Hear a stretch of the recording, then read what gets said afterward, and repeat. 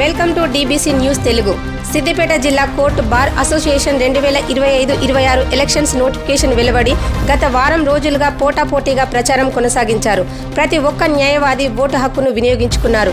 సిద్దిపేట జిల్లా bar association అధ్యక్షులుగా పోటీలో నిలబడిన అభ్యర్థులు సిహెచ్ జనార్దన్ రెడ్డి, దేవునూరి రవీందర్, ఎన్ సత్యనారాయణ, ఎస్ జనార్దన్ రెడ్డి పోటీ పడగా సిహెచ్ జనార్దన్ రెడ్డికి 83 ఓట్లు పడగా దేవునూరి రవీందర్కు 16 ఓట్లు, ఎన్ సత్యనారాయణకి 1 ఓటు, ఎస్ జనార్దన్ రెడ్డికి 62 ఓట్లు పడ్డాయి.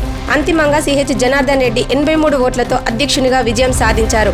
వైస్ ప్రెసిడెంట్గా డి కృష్ణమోహన్, ఎస్ లక్ష్మీనారాయణ పోటీలో నిలబడగా డి కృష్ణమోహన్కు 76 ఓట్లు, ఎస్ లక్ష్మీనారాయణకి 86 ఓట్లు పడ్డాయి.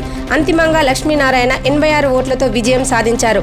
జనరల్ సెక్రటరీగా తాటికొండ రమేష్, బి సదానందం పోటీలో నిలబడగా తాటికొండ రమేష్కి 81 ఓట్లు రాగా బి సదానందం కూడా 80 ఓట్లు రావడం, ఇందులో ఒక చెల్లని ఓటు పోలవగా 1 ఓటు తేడాతో తాటికొండ రమేష్ విజయం సాధించారు.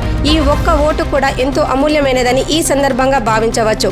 జాయింట్ సెక్రటరీగా పోటీలో కర్రోల బాబు, ఎన్ వెంకటాచారి పోటీలో నిలబడగా కర్రోల బాబుకు 66 ఓట్లు రాగా ఎన్ వెంకటాచారికి 95 ఓట్లు రాగా ఒక చెల్లని ఓటు పోలవగా అంతిమంగా 95 ఓట్లతో ఎన్ వెంకటాచారి విజయాన్ని సాధించారు.